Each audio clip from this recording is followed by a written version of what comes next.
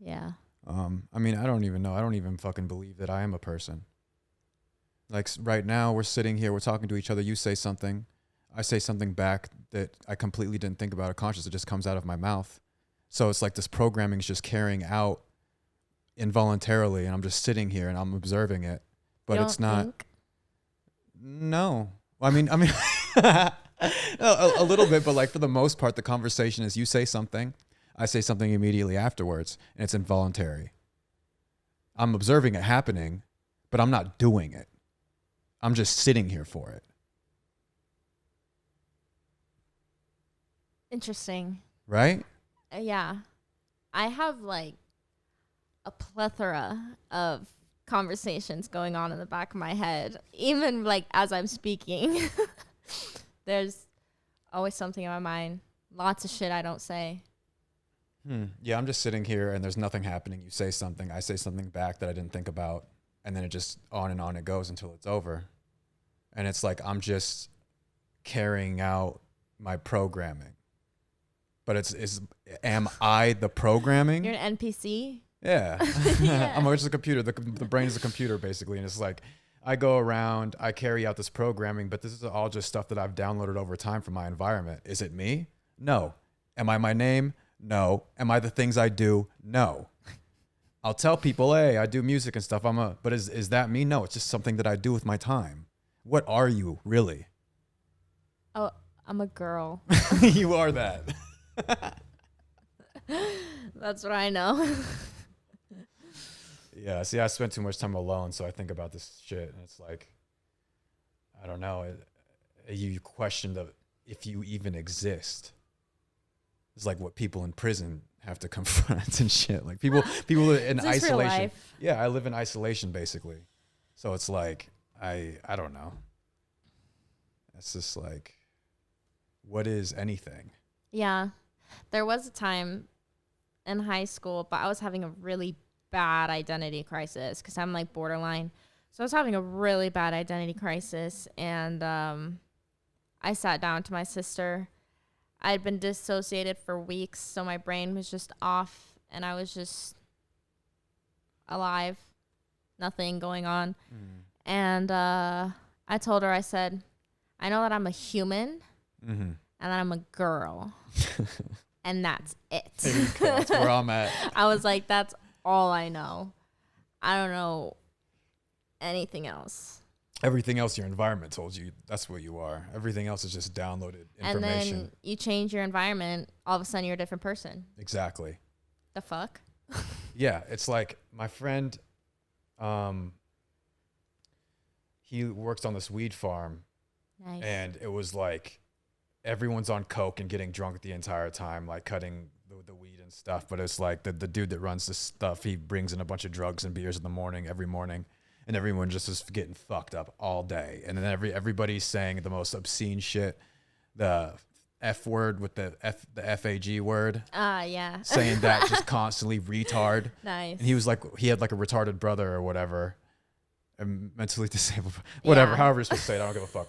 And like, and he's like, I can't, if anybody says retard on the farm, I'm going to lose it. I'm going to like, but they say it all the time. And then basically like he goes to the farm 2 or 3 months later off a alcohol and coke binge and being around these fucking delinquents. He's saying it. And he's the fucking duck turned into the chicken. And so it's He like, did. what is life? What are we? He did. You know? Never had a sense of identity or to know who I was. Yeah, I had a friend that switched his identity every 2 or 3 years when I was in high school. So he was like a skateboarder guy, and then he was like listening to a Rasta music a lot. So he started dressing up like a Rastafarian and got like dreadlocks and started dressing up like that. And then he went hick. He went into cowboy. He went from Rastafari to cowboy. And it was like he was switching personalities and outfits like every tour. Sounds like Personality disorder. Yeah. Ultimately, he went from like hick to another identity. And then he went back to hick. And I think he's still at hick now. So I think he found it. Found who he is. Yeah, he found it. Damn. What the fuck is that? I feel that. I am redoing my whole wardrobe right now. Really? Yeah. So you got a costume, different costumes. Completely change everything. Why? 'Cause I'm a different person now. Oh, because you sort of found yourself a few months ago. Yeah. So now you're changing your outfit. Ish. Yeah. Yeah. Altogether, just a different person. That happens every few years to me too. Like in high school, it would happen, and I would dye my hair, cut my hair, pierce things, and then just be a new person. And then I look back on myself now, and I'm like, oh, I don't know her. That's not me.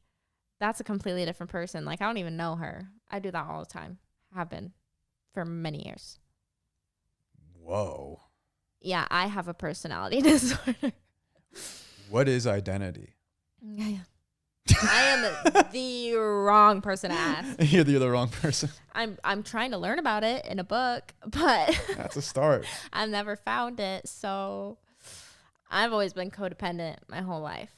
My fulfillment and sense of self always relied on an outside force, someone else, something else. So I'm trying to figure that out. That's interesting. Yeah. That'll be good for you. Yeah. Because, yeah, I don't know what the fuck that shit is. I mean, no, I don't know. I couldn't even give you an answer. I'd have to Google it. Yeah. Yeah, I've known a few of these types of people that will fluctuate through different identities, like outfits, kind of like they just change it out for something new. Yeah. I always found it kind of strange, but at the same time, it's all an illusion. So if you want to cast that illusion instead of the other illusion, knock yourself out. It's just like a game. Yeah. It's just, oh, who am I going to play today? Exactly. And I think that's probably how it's seen, because at least for me, I dissociate really bad. So it makes sense that I would just be a character, in a game, because that's how my brain is seeing it. I'm just in a simulation, basically. Okay. So I'm just, oh, what am I going to play today? Just playing dress up. Basically. Could you imagine? I was thinking about this when I was in this movie. I might show it to you or something. It's kind of funny. But I was in this movie. My friend wrote me into a script as a lead. I never expressed to him that I wanted to act. I've never expressed any interest in acting whatsoever, but he wanted me to be the lead in this movie. And I read the script and I was like, yeah, this is funny. I'll do it. Nice. So I did it. And it was like it was like being in a weird dream. Yeah. Because you have the guy holding up a microphone. So he's got a stick with a mic on it. And he's slightly out of frame. So he's standing there. And then there's the camera guy. And then there's the lights up above behind you, in front of you. And you're standing there. And you're staring into the other person's eyes like this. Yeah. And you're waiting for the action. So it's just you blankly staring at each other like this. And then he's like, ready, action. And then you go into your dialogue. And then you start talking. And then they talk back. But it was like, it's strange to think that people spend so much time watching people play pretend with makeup on a screen. That was my biggest takeaway from it, was like, whoa, people spend all of this time sitting there staring at a screen, watching people play pretend. Yeah. It's the drama kids, the theater kids that are fucking on the screen. Right. They're on the screen and they're in makeup and they're playing pretend. And so many millions of people just idly staring, looking at it, but like being on the inside of the screen more or less and looking around was like, yo, this is weird. That's interesting. Because I think about that a lot. Actually, every time I'm watching a movie, a show, I always look at the background and I'm like, oh, that's a set. And I'm like, oh, this is how they did this. This is a set. This is probably what it looks like. And I try to envision what it looks like more first person to them. And I'm like, but this is what it looks like to me. I'm always thinking about that. I think I took a trip to Universal. I think that's what did it for me. One Yeah. time I was like, oh shit, this is all the behind the scenes stuff.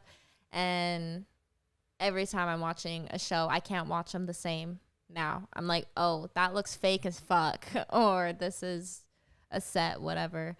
But those people acting, they have like relationships with each other sometimes, friendships, whatever. And or if they're in a show and they do a lot of you spend a lot of time with those people Long days. just for us to watch. They're like, ha, Yeah. that's funny. Yeah, it takes like 8 hours for like 2 minutes of footage. Jesus. It's like 8 hours spent. And where I was going to take that is back to the identity thing. How the fuck can you have any type of sense of identity as a working actor? A lot of people like get fucked Yeah. by some of the roles they play. It affects them It would have to, mentally. because the best actors become the thing. Exactly. Yeah. So if you're becoming somebody else and you are somebody else, more or less, for 6 to 8 months out of the year, how you're somebody else more than you're yourself. You're not you anymore. So once they wrap the set and the movie's done and you go home, what are you? You go and you look in the mirror and you take the makeup off and you wear your outfits and not their outfits, and you like, how do you come back to being like, what even are you? Yeah. You know? Yeah. And that's why actors are so psychologically fucked up all the time. They're drug addicts, they're alcoholics all the time. Yeah. Because they're being somebody else as their job, and then eventually they have to be them again, and they can't even do it. And they don't know how. Yeah. That's funny. That reminds me of the friend in Friends. There's a scene. It's an episode where they're looking back in time, you know, if things happen differently. And Rachel comes in. She's like prissy, rich, whatever. And she's asking Joey, who stars in a soap opera. Have you seen Friends? Yeah, I've seen. Yeah, Joey's in a soap opera, and he plays a doctor in that show. And Rachel asks him, she's like, so how do you know where Dr. Drake Ramore leaves off and Joey Tribbiani begins? And he's like, well, most of the stuff Drake says is written for me, and the other stuff I have to come up with on my own. And so I was like, that's it? You just have lines or you don't have lines? But it was ironic because he's a character in both of them, and he's a character playing a character playing a character. Yeah. Right. Yeah, but that makes sense if you say so many hours, because they only put out so many episodes. So that's just a ton of time. Lots of time to forget who you are. And Yeah, you're spending more time being somebody else than you are being yourself. yeah. Yeah, and it's like, Maybe that's why people think the theater kids are weird. 'Cause They they are are weird. weird. That's funny. yeah, that shit it's sort of fascinating. And it's like, it's definitely has some really dark undertones Yeah. to it all. And then even not beyond the whole thing of how do you even know who you are if you're playing other people your whole life? Like, how do you come home after all that? Yeah. And then the thing that you're losing your identity as playing this character and playing pretend with makeup on.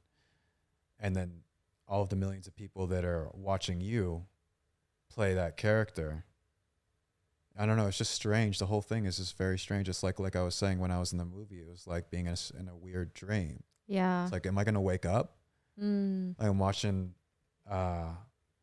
this girl, and she had her neck slit, and she was like holding her stuff. She's like, oh, she's a great actor. Yeah. She's been acting for a long time. So she's like, it was like when you're at a certain angle, it looks like her throat is slit open and she's Yeah. dying because she's a Damn. good actress. Yeah.